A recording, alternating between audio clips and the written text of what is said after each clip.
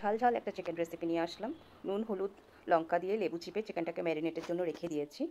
তেল গরম করে এখানে শুকনো লঙ্কা দিব, গোটা জিরে, গোটা গরম মশলা দিয়ে কারি পাত্তা অ্যাড করে দিব। কারি পাত্তা দিয়ে এটাকে ভেজে তারপর অ্যাড করে দিব আদা রসুন পেঁয়াজের একটা পেস্ট। তারপর এটাকে ভালো করে কষিয়ে নেব মশলাটাকে কাঁচা গন্ধ যাওয়া পর্যন্ত। তারপর অ্যাড করে দিলাম নুন, হলুদ, ধনে জিরে আর লাল লঙ্কা।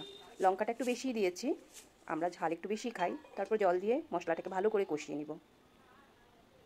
চিকেনটা ঝালই হবে আর এটা চিলি চিকেন টাইপেরই, শুধু এটাতে আমি সস অ্যাড করছি না। তারপর ম্যারিনেটেড চিকেনগুলো দিয়ে ভালো করে কষিয়ে রান্না করব ঢাকা দিয়ে। চিকেনটাকে অলমোস্ট এখানে কুক করেই নিব। চিকেনটাকে কুক হয়ে গেলে তারপর এখানে অ্যাড করে দিচ্ছি পেঁয়াজ, টমেটো আর ক্যাপসিকাম। এগুলো অ্যাড করে ভালো করে মিক্স করে এটাকে সেরকমভাবে রান্না করব যেন পেঁয়াজ আর ক্যাপসিকামের ক্রাঞ্চিনেসটা থেকে যায়। খুব একটা বেশি টাইম রান্না করব না। অ্যাড করে দিলাম চিনি। খুব বেশি ঢাকাও দিব না, জাস্ট 1-2 মিনিটের জন্য একটু ঢাকা দিব। আর এদিকে আমি কর্নফ্লাওয়ার গুলে কর্নফ্লাওয়ারটাকেও অ্যাড করে দিব, একটু থিকনেস আসবে সেই জন্য। বাস রেডি হয়ে গেল চিকেনটা। অ্যাড করে দিব গরম মশলা। হয়ে গেল। তোমাদের সবাইকে অনেক থ্যাংক ইউ যারা আমার ভিডিওটা দেখলে।